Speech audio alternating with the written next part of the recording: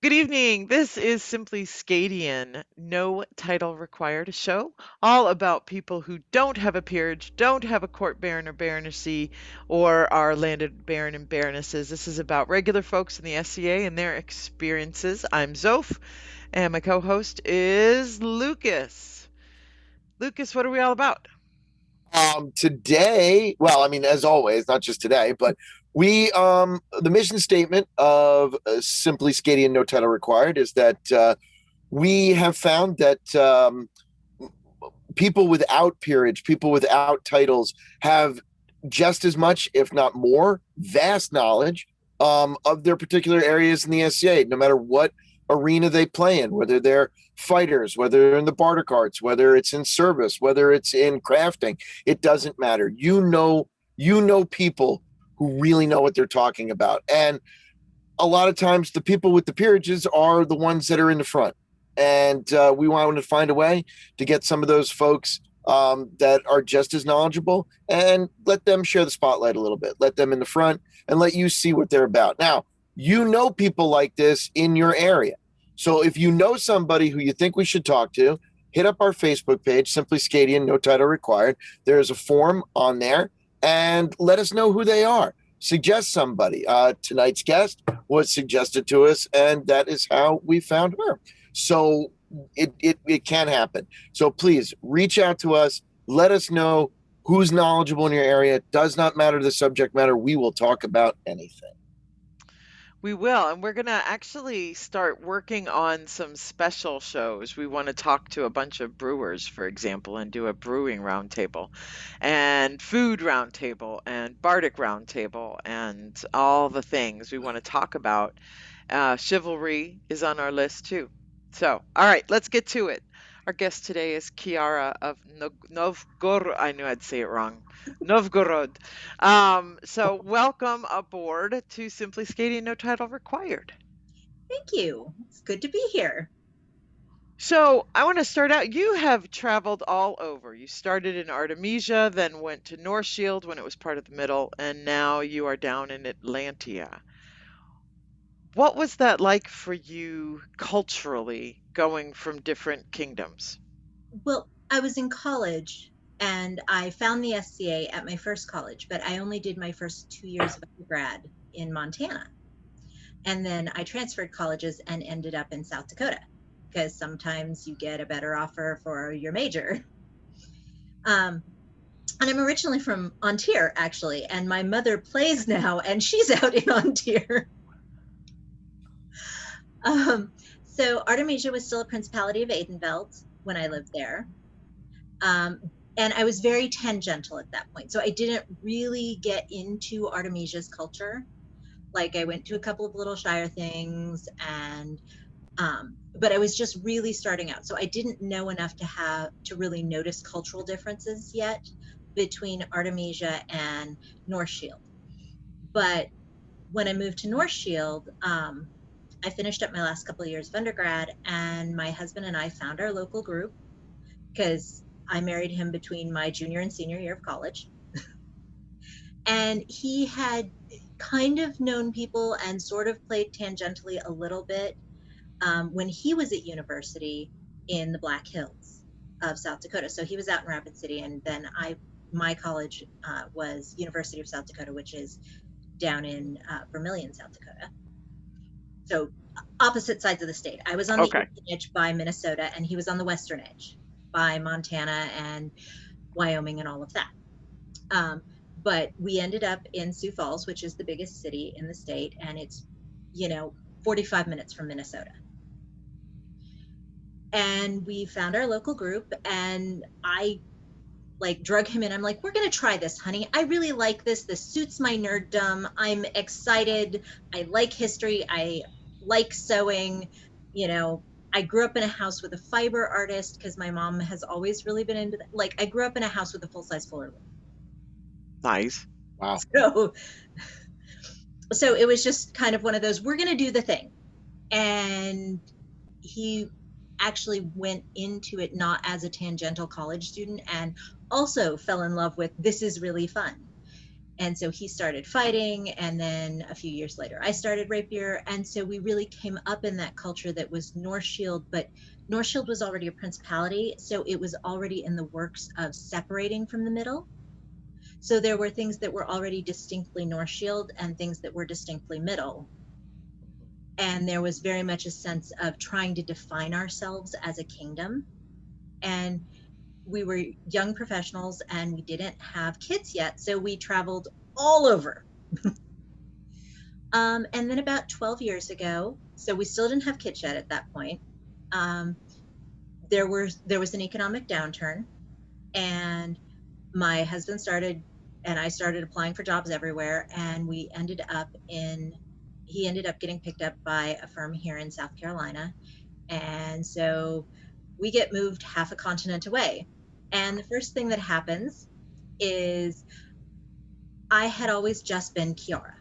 I didn't have a last name really. About half my scrolls have the same last name as my husband had at the time, but it wasn't, I was just Ceara. I hadn't researched a last name. I'd started out as 7th century Irish. I became Russian because of a hat. So I had no last name, and I completely broke our local group herald, or no, our baronial herald at the time. Because he's like, I can't put you in the OP as just Ceara. I said, but I started out as 7th century Irish. Unless there's another Ceara in my village, I would be Ceara, period. Last names were optional. Right. They were, the red-haired, which I'm not red-haired, but, it would be the red-haired, or Brian's daughter, or, the Smith, to indicate that you're not the same as somebody else with the same first name. So that was my first little inkling of, okay, well, that's culturally different. And then the second thing that really hit me with Atlantia that's very different is it's organized at the baronial level. So I modernly live in South Carolina. It is 5 hours across my barony. Wow. There are very few places that are just baronial lands, and none of them are strong enough to be a core baronial group. So they're shell baronies? It's a shell barony. It's a whole bunch of cantons.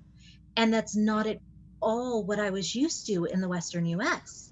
The Middle doesn't do that, and North Shield didn't do that.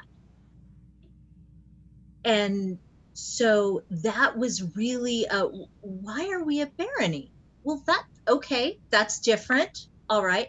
And it's nice. I mean, I like baronial awards. I like having a baron and baroness in our backyard, having been at the butt end of the kingdom, not to be too blunt. But I'm sorry, if you live in South Dakota and you're part of the Middle, you're kind of at the back end of the kingdom. Right. We were always super grateful if anybody from the Middle Kingdom proper actually came out to visit, because it was like you drove like 14 hours to get here. Yeah. It was crazy and amazing. And I still kind of feel that way because I'm at the bottom end of Atlantia. I'm in not the southernmost barony. I'm in the second southernmost barony.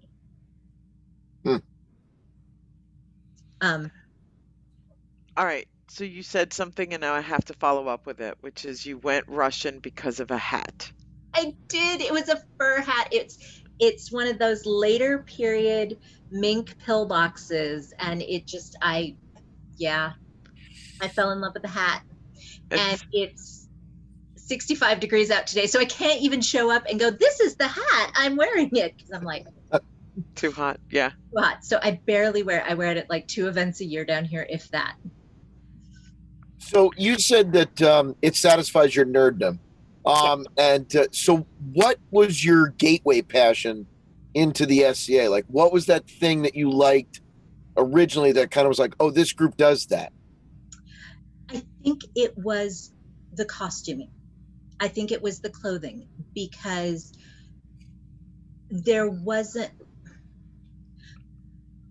I graduated high school in the 90s. And if you remember 90s women's fashion. Oh, I was there. Yeah. Yeah. Yeah. I think, I don't think we really need to discuss the. No, we don't need to go there again. No. Yeah. So it was this appeal of these beautiful clothes that first caught my attention. And then I'm like, oh, this is fun. And this is a bunch of people that are craft oriented, because there is something about, being in university and you show up and you've got your crochet or your knitting or your I need to keep my hands busy project, and nobody else does. Mm. Because that wasn't really the whole crafting movement really hadn't started yet. We didn't have our local craft stores, at least in far-flung Western US, teaching knitting and quilting and all of these other things. That was something little old ladies did. Mm. But I don't sit still. So it Well, was, okay. I was going to say, it was a combination appeal of, this was a place where I could show up with a craft on my lap and everybody just thought it was normal. So that felt very welcoming. And then there was also the appeal of the costuming, and that was an interesting challenge for someone who sewed some modern clothing but kind of loathed modern patterns. Huh. Did you find it hard then when you traveled from kingdom to kingdom? Did you have to for lack of a better way of putting it, did you have to like establish your street cred again, or did you feel like new everywhere you went and have to like prove yourself? Not really. I mean, Atlantia was very welcoming, and I don't know if part of that is because I walked in and it's like I'm in a small canton, and there's a whole bunch of cantons that would be fairly strong little shires, but they wouldn't be big shires. So it was really easy, like, because it's a shell barony, everybody was like, oh, you're new, but you're not new, but welcome, and so everybody was excited to have somebody new and to have a fresh perspective, or, just that next person to do stuff with. So you do like a bajillion things arts wise. What is if how did you get like blacksmithing? How did you get into blacksmithing? So my older brother and sister-in-law also are in the SCA, and they're down in Aidenveld because that's where their jobs took them. They met when they were in college via the SCA, actually. Nice. So anyway, we used to, when we lived in South Dakota, go down to Estrella War every couple of years. Because let me see, it's sub-zero temperatures and, winter storms, or we could take our week vacation and go down to Arizona where it's going to be like 70. Yeah, that was not rocket science to choose that. So I was looking at the ANS competitions preparing for an Estrella, and I don't remember what the first two were, but I looked at them and I went, those really aren't something that I could actually use the product of when I'm done with it. It would be a thing I would make and then it would collect dust. And since I don't love housework, but then there was one that was Equestrian Accessories. So it was anything to do with horses. I thought, well, I don't own a horse. I don't have a use for a saddle or horse barding. What do horses need? Ooh, you have to put horseshoes on with horseshoe nails. So you made nails.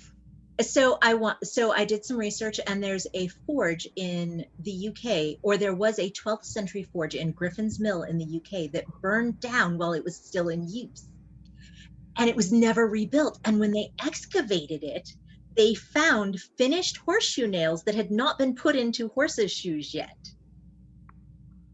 So I was, and they had this beautiful website for the archaeological dig, because they were affiliated with, I forget which museum and which university over there at this point, because it's been, about 15 years. But 15 years ago, finding a beautifully done website with really good high quality pictures was kind of winning the lottery. And not only did they put the high quality pictures up of these horseshoe nails, they put a ruler next to them. Oh, nice. Yeah. So I was ridiculously excited. And so a friend of mine who lived a little ways outside of town, but he was still part of our group, had a forge, and he's a knife maker. And he says, well, you can come down to the forge, I'll teach you. And so he hands me his basic hammer. And I ridiculously can't use it because, he's 200 pounds of giant Scottish guy, and I'm 5'5", and I'm like, no, this is not going to work, Jamie. It's just not. And after he kind of got done laughing at me, and me laughing at me, he got me out his fine work hammer, which is ridiculously tiny. And I realized that I can do smith work. I'm just really slow at it. And I have to use like a 2-pound hammer. But so I made horseshoe nails for this competition, and I didn't score very well. And the judges all asked why I made used horseshoe nails because none of them had a point on them. And I didn't know anyone who'd ever actually shoot a horse before I went down there. And it's even funnier because I'm like, well, they're not used because they're not borked around in this, what they call a fiddle key shape, where they're all bent from being pulled out. And I kid you not, less than 6 months later, a guy joined the group an hour south of us who happened to be a farrier. And I asked him, I'm like, so, hey, can you explain this to me? And he's like, and his specialty was horses with damaged hooves. And he's like, oh, that point that they come in, because if you look at a modern horseshoe, it's like straight up on one side and angled at the other. And it's called a bezel point for the nail. And he says, yeah, you actually have to clip that at the exact angle for where you're going to put that nail in the hoof anyway. All farriers kind of ignore that. So no, they wouldn't have bothered putting a point on them in period, because you're going to have to cut the point based on where you're putting it in the horse's shoe and the exact anatomy of the horse's hoof. Huh. I'm like, oh my gosh. So that was a really cool learning thing for me. So that's all I know about shoeing horses, though. Have you continued to make things or no? Oh, yeah. Oh, okay. It's been a while since I've been in the forge. It's packed up in our garage right now, and I haven't had a project recently, but I have done other things in it. I don't typically do big projects in the forge just because it would take me forever. What stuff have you made? What's like one of your favorite projects? The horseshoe nails, because they're ridiculous, are my favorite project. I've assisted with like a couple of knives, and I keep thinking I should make a proper set of blacksmith's tools, but I never get around to it. So you mentioned something that you do that I think will have Lucas geeked. You've done rapier, or are you still a I rapier? still do rapier. You still do rapier. Yes. So, I mean, just you seem to have made what impresses me the most about you, and then we can like drill into questions, but you seem to have really made the most out of being in the SCA, like a kid in a candy store. Like there is all this cool stuff to do, and I'm going to do all this cool stuff. And I love that attitude of just embracing it all and finding out more about everything. It's been really fun. I mean, I am very much a fan of try all the things. Try it 3 or 4 times before you invest money in it. I cannot tell you how many times I've been on the archery range and somebody's looked at my bow and went, oh, because I shoot an Eastern European horse archer's bow, and they're not super common. Nope. And I love mine. I don't particularly love recurves. They're meh. I grew up shooting compound bow because my dad hunted. So the recurve pulls weird to me. It feels funny. So they were always, it's okay. And then somebody I knew got a horse archer's bow, and I tried it, and I was hooked. But I can't tell you how many times I've been like, well, here, try my bow. This is how it's designed to be shot. Give it, send a quiver of arrows downrange. See if you even like it. Because bows, regardless of what type of bow they are, they're expensive. Don't invest the money in it till you've figured out what you actually want. Right. Yeah, I mean, I love mine, but I find that I shoot more longbow than anything else.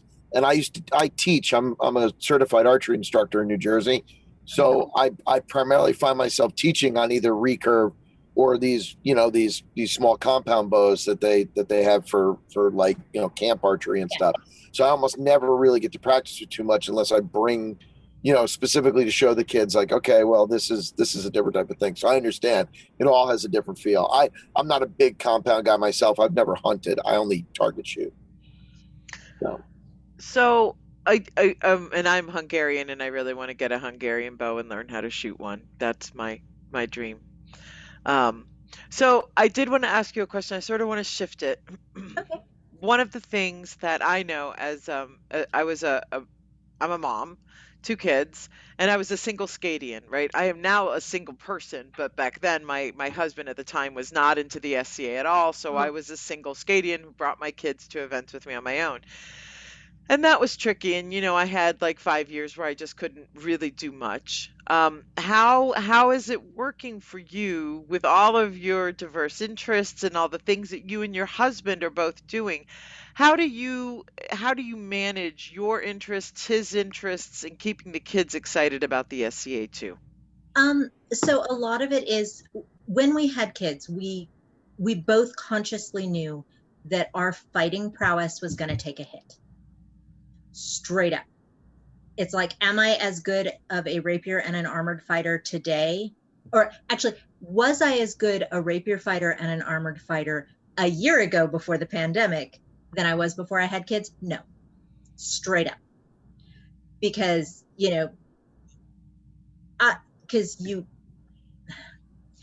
your body, of course, has to go through all of that with two pregnancies and then the recovery. And then after you have the first kid, we consciously made a decision on, before we went to an event, we would discuss who was going to do what, like whose turn to be on the field is it? And some of it was a balance between um, heat sensitivities and allergies, and because those are things you definitely take into consideration in South Carolina. Um, and there have been a few events where we've both gotten to fight if we've had a friend that's been willing to keep an eye on our kids, because my kids are elementary school age, for the time period that we're both on the field. So, and some of it's a balancing act. If it's a multi-day war, then we decide who's going to do what which day. I love autocrats that publish their schedule. They make me so happy, because then we can kind of figure out, okay, well, I don't really love bear pit tournaments in armored. They're not my cup of tea. And I don't love limited front battles in armored. I like them, they're fine, but I don't love them. So if I have to miss the bridge battle, I'm cool with that. That's not going to hurt my feelings in the least. Now, what about the kids? I'm not sure what youth activities are like down in Atlantia. Um, the funny thing is, like, my older son actually does a lot of the activities. He hasn't gotten the fighting bug yet. Like, he looks at it and thinks it looks cool, but when we've said, well, do you want to try the youth fighting, he's kind of been, but he loves thrown weapons. And in our region, they don't need a special kids category. He can just go out to the range and do the competitions with the adults. And they've both kind of been exploring A&S. My younger son actually entered Kingdom Artsai this year. In the youth category, there was a cheese making competition, so he was super excited to enter cheese making, because food. Yeah. Cheese. And it was fresh ricotta, so that's about the attention span. So some of it is presenting activities. There's usually youth activities at in-person events, so they'll do some of that. There's a number of kids relatively close in age to them that they're pretty good buddies with. So depending on the site, they're given a fair amount of freedom within a reasonable area. One of the other things we do is we tend to set up a day shade and do field side A&S. So not the A&S competitions, but we'll put up a shade and do field side fiber solars. Ah, nice. And it's really nice because we have a few of the bards that have stopped by and been, can we just sit and play background music? And we're going to talk, but yes, that would be awesome.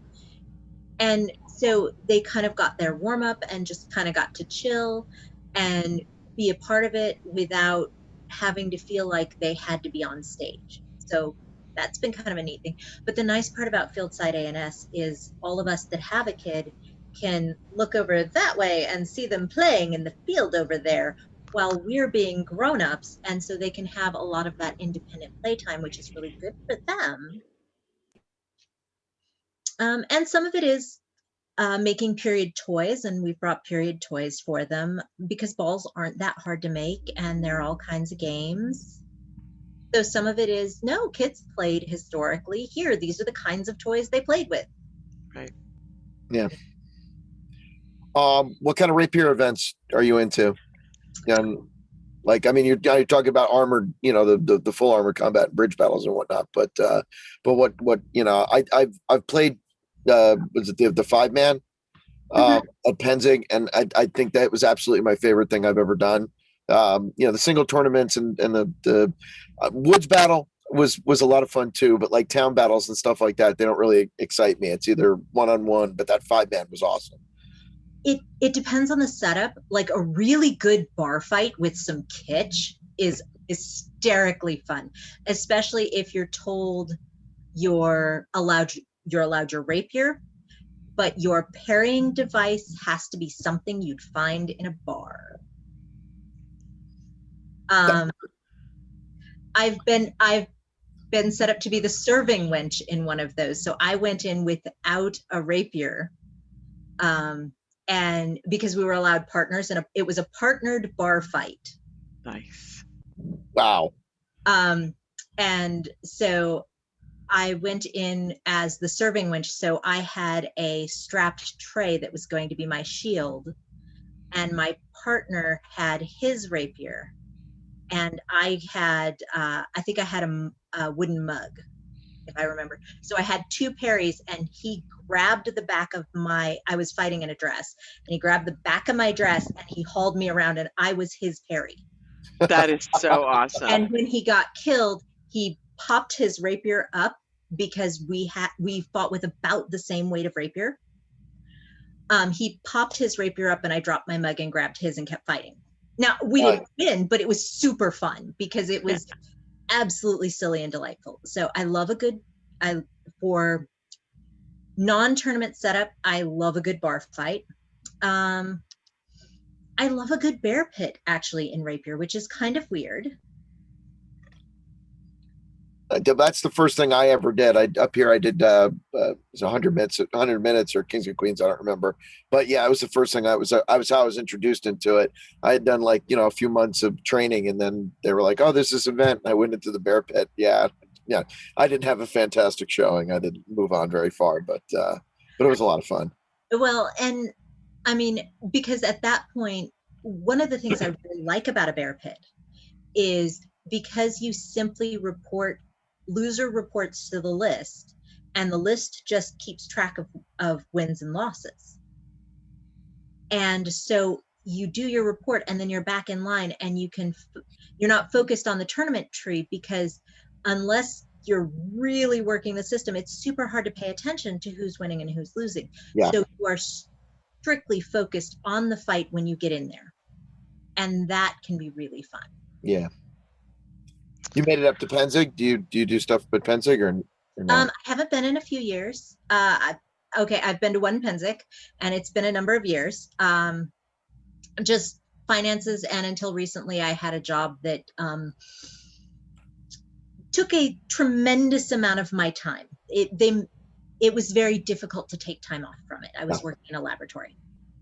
So do you go to Gulf Wars then? What's your big, or is it, well, you have War of the Wings down? We have War of the Wings, and we went to War of the Wings, and then we didn't get to go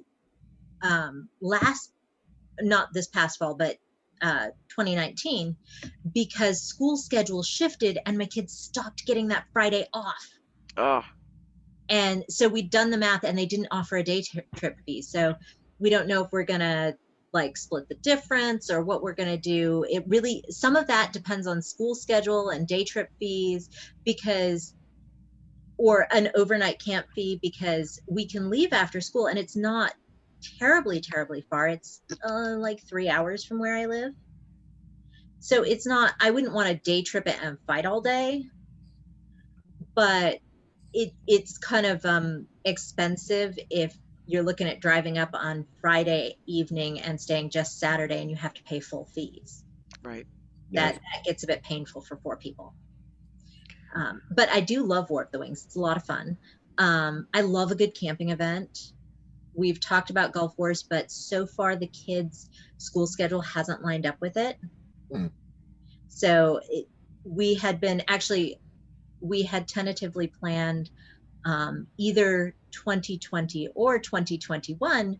The plan was that I would get to go to Gulf Wars and my husband would be home with the kids. And yeah, that plan kind of fell through. But we're talking about 2022.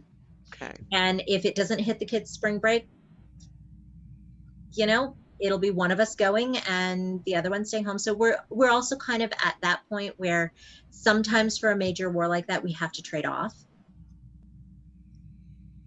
Yeah. Yeah. I've been there when my kids were younger and whatnot. My wife went to Penzing a few times without me. But that's my big war up here. I haven't really done Yeah. much else, but we have a thing called Quest in our local barony, which is like a 4-day camping event. But that's and it's a really cool event. But obviously we haven't had that, and probably won't have that this year either. So have you found yourself in COVID times able to, how do you keep your SCA joy? Well, I'm really lucky. My local baroness does a weekly cyber tea. So I get to see my people via Zoom every Monday. And that's been huge for me. Just even that little bit. I miss them desperately. I miss hugging them desperately, but that's helped. I decided I would try and enter at least one ANS competition a month, because at least then I had a goal to work towards. I had a thing I could do. So that keeps me from getting bogged down in, oh, we did fractions today with the kids' school, and then I had to cook dinner, and I'm so done. Which I know everybody's experiencing that. So that's part of it. Part of it is I've had a couple of friends that have been elevated. So there have been some really fun projects. I got to do one of my friend's scrolls, so that was super exciting. And Atlantia does surprise elevations, which was also another culture shock. Like, they put you on vigil. So like each of my friends, they put them on vigil at the Friday night social, and they elevated them the next day, and they had, like, it's just a thing in Atlantia. You are vigiled and you are elevated the next day. They do occasionally do a writ, but it still kind of breaks my head. I'm like, but what about your people that are planners? Yeah, we do in the mid realm, we do the writ usually. Yeah. But so I had almost 3 months between 2 months when I was put on vigil and then when I was elevated, and it was too long. That was just way too long. Like, I'm grateful that I had it. I got it, but I mean, like, just that wait was horrid for me. So I'm a instant vigil person, instant elevation person, yeah.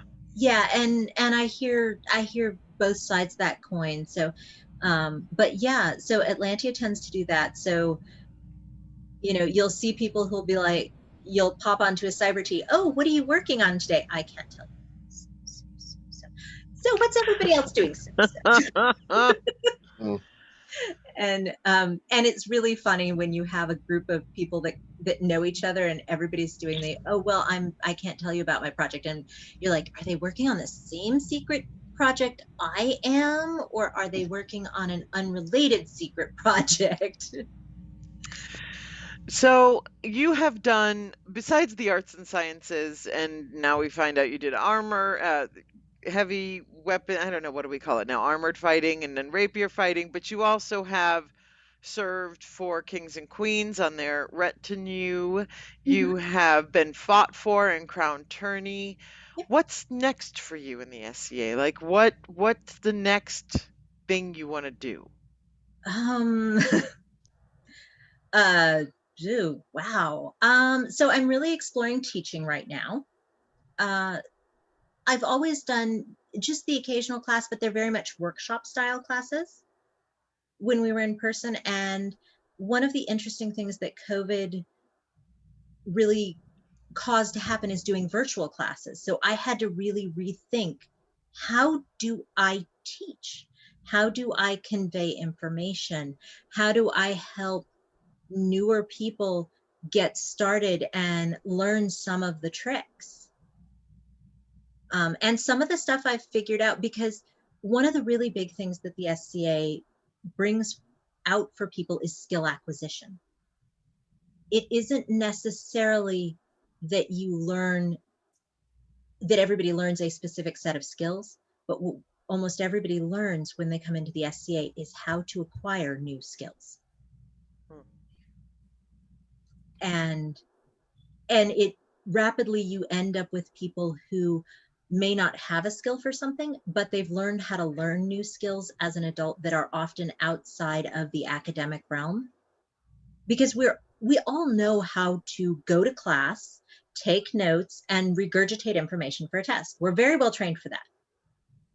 By the time we get out of our mandatory schooling, we're really well trained for that. We can process information that way. But how do you acquire a physical skill if you don't come from a maker fixer background? Hmm. And that's one of the things that the SCA very unconsciously teaches. And so that's one of those things I've been looking at. How do I, without being right next to you and showing you stitches, teach you how to hem a silk veil? So You don't, by the way, you Yeah. don't. I don't sew. I'm horrible at it and I hate it. But I would happily try for you. so that's right now for me. What's next is figuring out how do I teach across multiple formats? How do I teach and catch the people that learn in vastly different ways than I learn? Because if somebody is taking the time to come to a class I'm teaching, that means they've given up a chunk of their spare time. I want it to be worth it for them. I Right, want them to get something out of it, right. even if They're it's, giving you a gift and you're giving them a gift in return, but their yeah, time is their gift to you. it's a Sure. huge gift. Um, and so like if for whatever reason we're at the same event and I'm teaching a silk hemming class, then I want you to at least get enough of an understanding of it to go, no, I still really do hate sewing. I really do. I mean, over 27. When was my first Pennsic? 1993. So that's how long I've been in. Yeah, over that many years. So I don't think I'll ever like sewing, but I like knitting. Knitting is awesomely fun and it's totally Knitting, period. right? I See? I have never been a crafty person at all. I mean, most of what I do is, I mean, SCA wise, very little at this point, just acting, but writing and things like that as well. And now I find myself in a situation where I'm doing. I have a friend that does leatherworking, and he came over the other day, and he was like, "Here are all these tools. I'm not going to teach you how to do anything really. I'm going to teach you how the tools work. And here's a whole bunch of scrap leather. Now make a lot of mistakes. Yes. Just go make mistakes before you make something for somebody." And I was like, cool. And then that's kind of where I am with like any of my crafting ability. I don't really sew. I have a wonderful wife who makes beautiful clothing, who will not teach me how to sew because we're way too close to the situation. I have to find somebody else if we want to maintain a relationship. But I feel that you know it is a place where you can go and say, I've never done this. I'm going to go take a class. And when it's over, you might be like, that was awesome. Or I'm so lost. I don't think I'll take another one. But at least I tried to do something. So I get Right. that. Yeah. So right now for me, I think the next thing is figuring out how to be a better teacher. That's one of my big goals right now. So the big question that we like to ask all of our guests is, in your experience in the SEA, what's a growth point? What's a thing that we need to work on as an institution to grow? Well, Actually, this Zoomcast is a good step in the right direction. I think we need to make better use of social media and media in general. I'm currently a local group chatelaine, and our contacts are coming to us. The old school way of them driving by and seeing us, that's not really how we're getting our contacts. We're getting our contacts because they watched a YouTube video of somebody doing something and went, that's really cool. And or they watched a podcast or a Zoomcast like this. So I think as a society, we need to make better use of modern media in order to actually reach people who would love to learn the things that the SCA has to teach and who would be a wonderful growing part of this. Do you feel that the reason that we're not doing that is because it's the natural inclination of what we're trying to recreate kind of pulls back against the impetus to use more technology? I mean, do you think that that's a correlation, or why do you think that we're slightly resistant to using more media? I think some of it is we don't want to screw this up. So because there's a very big difference between like having, most of us have our arts and even our fighting, and all of our learning curve is I'm going to screw this up till I get it right. I'm going to screw it up and learn from my scripts. But we're aware that if we screw it up in something like social media, we've lost people. Like like messing up a bunch of scrap leather really has no repercussions. Messing up as you're trying to put out podcasts and TikTok videos and Instagram feeds has actual repercussions. So I think Right. I think there's that awareness. I think the most technologically savvy of the folks in the SCA often are professionals in technology fields, and you want that break from what you do in your professional life and what you do in your hobby. That's the thing. I am an IT person, and I do since the pandemic, I've been the Zoom demigoddess where I work. And so I really like this is about as much zooming as I want to do, and I screw it up because I just turn off the IT brain at 4:30 in the afternoon Eastern time. Thank you. Don't contact me for any IT help after that.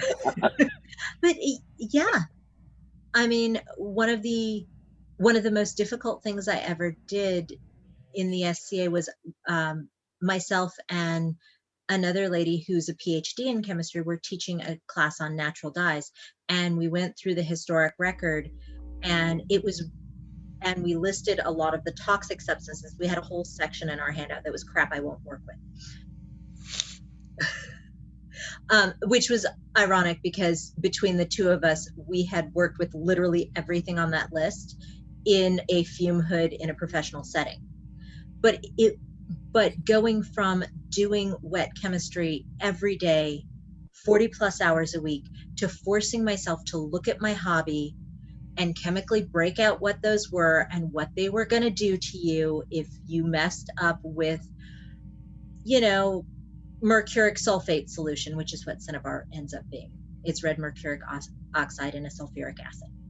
So forcing myself to turn back on my work brain in order to do my hobby was actually really difficult.